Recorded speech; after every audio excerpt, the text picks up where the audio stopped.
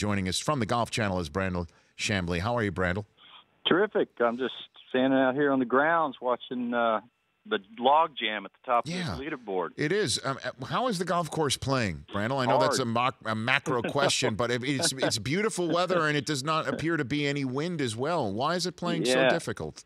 Well, they have these sub-airs out here, so they dry the golf course up quite a bit from the moisture that they had on Wednesday. So the course was drier than everybody expected yesterday. It almost played to a scoring average of 74 yesterday, and it's almost playing to a scoring average of 75 today thus far. So that's it in a nutshell. Wind, firm greens. And that's it. So how are you surprised to see the way it's all played out? So far? I guess the most surprising thing at this point is Jordan Spieth shooting 40 on the front nine. He hasn't been here 20 years or anything, but it's the first time he's played 9 holes without a birdie. Made double at the first. He got up and hit it, 60 yards right of the fairway, and then hit it, barely got it out, made double, and then hit it way left at 1. Just hit it all over the golf course. Didn't make any putts. There's 8 guys right now tied for the lead. Matt Kuchar is at the top. He quietly had one of the best years in the major championships in the last 4 or 5 years. Last year he finished 4th at the Masters. He was 16th at the U.S. Open, obviously 2nd at the Open Championship, stunned by Spieth, and then 9th at the PGA. So, he comes in here with the best form he's ever had in his career. And what you have to do at Augusta is be able to work it left to right, right to left. You have to be able to work it both directions. And Matt Kuchar has a great ability to do that. And because the greens are so firm right now, it's turned into a bit of a scrambling contest. And he's fabulous at using the bounce on really firm conditions. Well, in the middle of our saying hello to each other, Mark Leishman completed a birdie open to his round today, and he's 4 under par. He's the only guy that's at that mark right now. Tell me about his game and how he might be able to put something together today to take a lead into the weekend. First of all, if he goes on to win, it'd be history. He's playing alongside Tiger Woods. Nobody that Tiger Woods has ever played with has won the Masters. And when you think about it, he's been paired with nothing but the best players Thursday, Friday, Saturday, Sunday. So getting inside his world is chaotic. So I tip my cap to him for the type of golf he's playing. But having said that, Leishman is a throwback to a sort of a Bruce Litsky. If you're a golf nut, that's a guy who used to eat these big cuts, didn't practice, and made golf look really, really simple.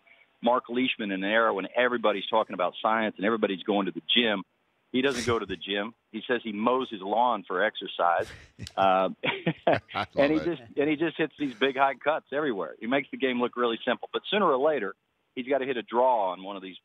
There's 7 or 8 draw holes out there. Having a limited shape shot off of the tee, sooner or later, I would think would catch up with him at Augusta. Brandel Chamblee joining me here on the Rich Eisen Show. Take me in your mind as you were watching Sergio on 15 Thursday. Well, we always say that when you lay up at 15, it is the hardest third shot in the world of golf.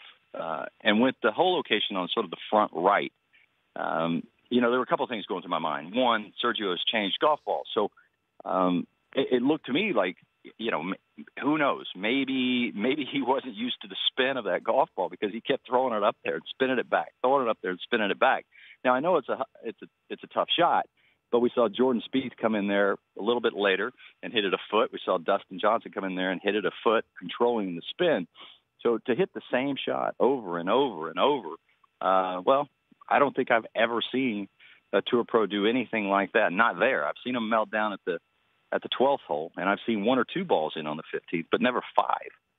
Yeah, to see he said it's the first time he's ever done anything like that where he didn't hit a bad shot. He thought he hit a great shot each time. That's what he said. Yeah, that's Tour Pro speak for, I'm trying to put salve on this wound. I'm absolutely positive he didn't hit any of those shots the way he wanted to. But that's the way you speak when you're a Tour Pro. You have to sort of, you have to believe the good stuff and try to find the good stuff and talk to yourself. But he still got a chance to go out there and make the cut because the golf course is playing so difficult. What's the worst hole you've had in your playing career? Well, one year I heard about Seve Ballesteros making a 10 on a hole. We were at dinner Saturday night, and we were all joking about Seve making a 10 on a hole. And I think I said something along the lines of, how do you make a 10 on a hole? The next day, I made a 10 on a hole. I hit it. Yeah, and I thought, you know what? That's the golf gods just totally screwing with me. Amazing. I laughed. We were joking around. You can't make a 10 on a hole. I can't even remember how many, I left it in a hazard. I had a drop on the bank. I didn't even know what I made. Now, the worst part of it was I was playing with the guy who was leading the tournament. So they showed every one of my shots on TV, and my parents had to watch them. So, yes, somewhere there exists me making a 10 on a hole on TV. Which course was this again? This was at TPC Avenel, the old Kemper Open, my rookie year on tour. So I think I remember looking in the camera and asking my mom to send more money.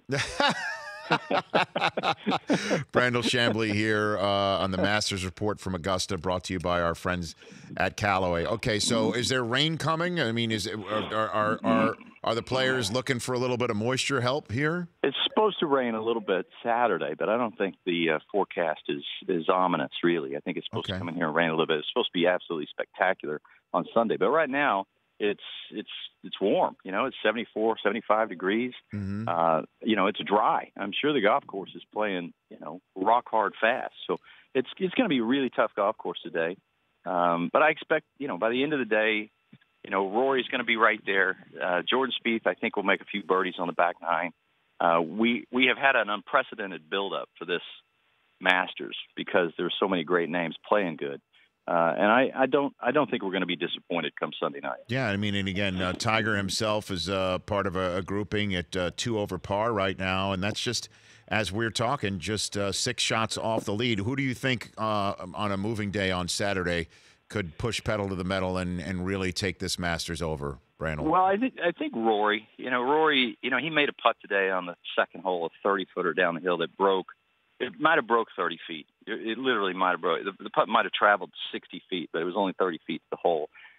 He's making more of these really difficult, big breaking 10, 15, 30, 40-footers, and that's because of a lesson he had, just about a month or so ago with one of the best putters ever, Brad Faxon, and it freed him up. And he went to the Arnold Palmer Invitational, had his best putting week of his career. He won the event, and it's like it turned him around. I think Justin Rose, he was my pick to win the tournament. He's lurking. Last time I looked, he was 2 back, maybe 3 back. But I still think Justin Rose will win.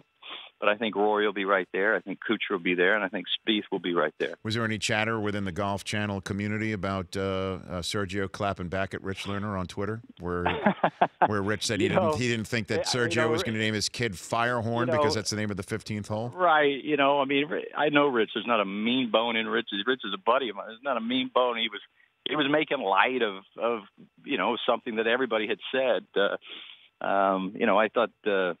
I thought it got a little taken out of hand. It was humor.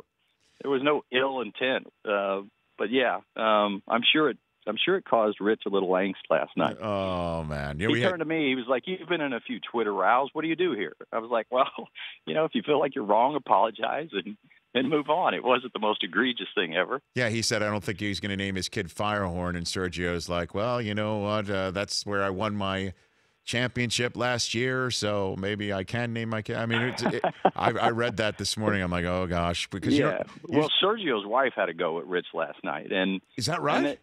Oh yeah, if you go on, I didn't know that. Oh yeah, she had a go at him, and it started this big thread, and Rich turns to me in the middle of the show, and he said, "I can't believe this. I hadn't looked. I didn't know," and I was like, "What did you do?" And he goes, "Well," and I said, "Okay, it'll go away. Don't worry about it." But, everything turns into a big deal on Twitter. Just the slightest implication of wrongdoing turns into a big row. But it was distracting to Rich, I can tell.